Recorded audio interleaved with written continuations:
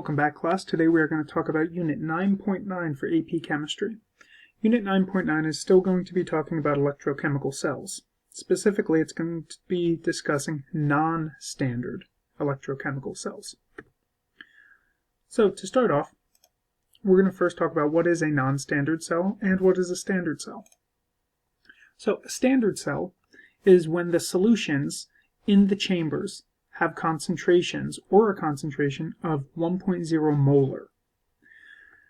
Now, if we're talking about a voltaic cell or a galvanic cell, then that has two chambers, and both electrolyte solutions would have a value of 1.0 molar. This is by definition a standard cell. Now, the size of the solid electrode has nothing to do with the standard cell. What we're looking at is the concentrations of the electrolyte solutions in the cells. So both the anode and the cathode chamber has concentrations of 1.0, and that would be a standard cell. For an electrolytic cell, there's only one chamber, so we would still expect that electrolyte solution to have a concentration of 1.0 molar, and that is, by definition, a standard cell. So, when we're thinking about these cells, think about Q, which is the reaction quotient. This is going to take us back to equilibrium. Q is when we are not at equilibrium. Remember, the difference between K and Q. Q, not at equilibrium. K, we are at equilibrium. Now, with these things, we are not going to be talking about K, because when we're at equilibrium, the cell potential actually equals 0, because there's no net change in the concentrations. The concentrations are stable at equilibrium, so therefore the cell is going to cease to exist or cease to work. There's going to be no more voltage created. So we're focusing here on Q. Now when we're talking about Q, that's a ratio of the products over the reactants. So in standard cells, Q is equal to 1 because we have concentrations of 1.0 molar. So 1.0 molar in the numerator and the denominator gives us a Q equal to 1. So that's a standard cell. What this unit's going to focus on is the non-standard cell. So this is going to be when the reaction chambers do not have concentrations equal to 1.0 molar. So that means that Q could possibly not equal 1. Or the numerator in your reaction quotient is not the same value as the denominator. So what that's going to do is that's going to shift the equilibrium, or it's going to change the E cell. It's going to change the way that the E cell performs. So we're first going to look at voltaic cells. Remember, voltaic cells are thermodynamically favorable reactions. So that means that they are going to be product preferred. They have positive voltages, and they have negative Gibbs free energies. So everything there points to a thermodynamically favorable system, and that is your voltaic cell. Remember, these have two chambers and a salt bridge, so they're pretty easy to distinguish visually. So if we change Q, or we change the concentrations of the solutions in the chambers, then the E cell, or the cell potential, is going to respond. The amount of voltage that this cell creates will change. And it's going to change so that it tries to assist the cell in reaching equilibrium. So, in a voltaic cell, if we decrease the Q, that's the reaction quotient, we're actually going to increase the voltage, or the cell potential, in that electrochemical cell. If we increase the Q, then we will see a decrease in the voltage produced, or the cell potential. So let's take a look at an example of this. So let's consider the zinc-copper voltaic cell. We've seen this in previous notes. So just to remind you, we would expect this, if it were a standard cell, to have a positive voltage, and we would expect that to lead to a negative Gibbs free energy. All of those things tells us that this is a thermodynamically favored cell. Now, for a non-standard cell, we're going to look at these concentrations down here. So, the zinc sulfate solution is at standard conditions. However, the copper sulfate is not at standard conditions. So that's going to make this entire cell a non-standard cell. So we're going to focus on the part that is not standard. So we're going to specifically focus on the cathode. And we know this is the cathode because we can see the electrons are traveling in that direction. If the electrons are traveling in that direction, then we can expect reduction to happen at here. And remember, we have that mnemonic, red cat. Reduction happens at the cathode. So at the cathode, we have Cu2+ ions in the solution being deposited as solid copper atoms onto this electrode. We would eventually expect this electrode to increase in mass. Now, let's think about what's happening in the solution. If we're decreasing the amount of moles in the solution, then we need to consider that this is a reactant. Now, a very important thing here, we're not talking about Le Chatelier's principle.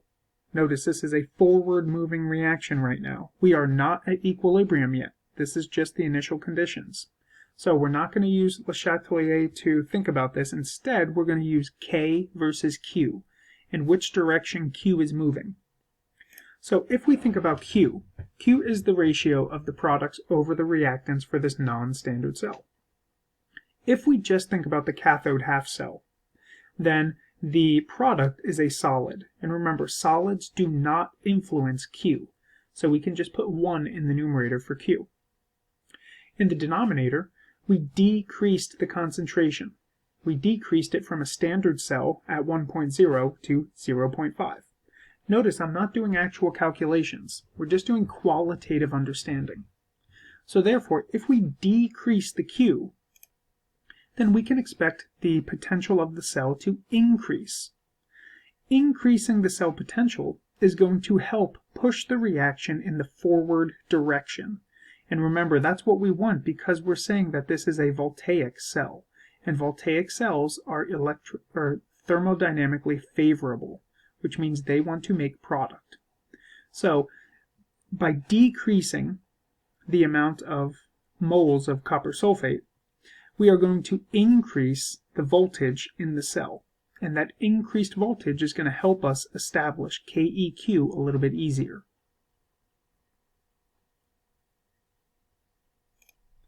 Now, if we look at another situation, we have the same cell. And again, it's going to be non-standard. This time, the conditions are going to change a little bit. So if we look at the concentrations down here, we have 0.5 molar for each of the electrolyte solutions. So, in this, we're looking in terms of what happens to Q when we make this change. Now, Q, for both of these, products over reactants, is now 0.5 molar. Notice I didn't increase anything about the solid electrodes because, again, solids are not part of your Q expression. We're only talking about the solution concentrations. So, in this moment, as we have 0.5 molar for each, we can see that Q is still equal to 1. Now, that is the same as a standard cell. Remember, standard cell would be 1.0 molar and 1.0 molar. So, what that means for this electrochemical cell, the E cell is actually going to remain the same because the ratio between the reactants and the products in the solution is the same. So what changes here then? The important thing is understanding that if there's less moles of substance, then this electrochemical cell is going to run at a shorter time. So it's going to reach K quicker than something that has more moles. And again, when the standard cell reaches K or is at equilibrium, then the cell stops producing a voltage. So the E cell is equal to 0 when we're at equilibrium. So having less stuff will allow us to get to equilibrium faster, and therefore this cell would be less functional in powering something like your cell phone, for example, than the previous cell. So as we increase the concentrations, we decrease the cell potential. As we decrease concentrations, we increase the cell potential. if the concentrations increase and decrease at the same amount or the same concentration, then the E cell will not change, but the lifetime of the cell will change. Now, with electrolytic cells, the situation is the opposite, or the relationships. Remember, these are going to be unfavorable thermodynamically. So that means these are going to favor the reactants instead of the products. So we're going to expect K to be less than 1. If we change the Q, E cell will respond. However, this is going to be a direct relationship. So if we decrease the Q, then we're going to decrease the magnitude of the cell. Now remember, these cells have negative voltages, so we got to think in terms of the magnitude of the cell. It's going to actually be less negative, so we're decreasing the magnitude of the cell. So maybe it was -4, then it would be -2. So it's still negative, but the magnitude is decreased. If we increase the Q, then we're increasing the magnitude of the negative cell. So it's still going to be negative because it's an electrolytic cell. It is not thermodynamically favored, but it's going to be more negative. So some important concepts here. Changes in the concentrations affect Q. For voltaic, as you increase Q, you decrease the cell potential. If you decrease Q, you increase the cell potential. Electrolytic, we have the opposite relationship, focusing on the magnitude of the negativity. If we change the mass of the electrode, then that's going to have no effect on the cell potential, because solids are not part of your Q expressions. And when we're talking about the change in the standard to a non-standard cell, we are not talking about Le Chatelier's principle, because we are not at equilibrium. These electrochemical cells are going to be at Q. And that's important because when the cell reaches equilibrium, the potential of the cell is going to be equal to 0 volts, and the cell stops working. One last thing here. Quantitatively, we can talk about the non-standard cell. So notice we take away that standard mark when we're talking about a non-standard cell. This is called the Nernst equation, and this is on your AP reference sheet. However, it is suggested that students more so understand these concepts discussed in this video in a qualitative sense rather than a quantitative sense.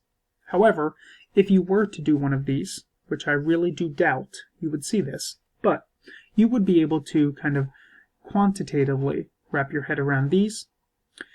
E cell, standard cell, that would be your cathode minus your anode, assuming that it was 1.0 molar concentrations. R is going to be your constant. T is your temperature. N is the moles of electrons, and F is your Faraday's constant. Q is what we've been talking about in this lesson. So it's going to be the concentration of the products over the reactants for your standard cell or non-standard cell, remembering that we do not include the solids in our reaction quotients.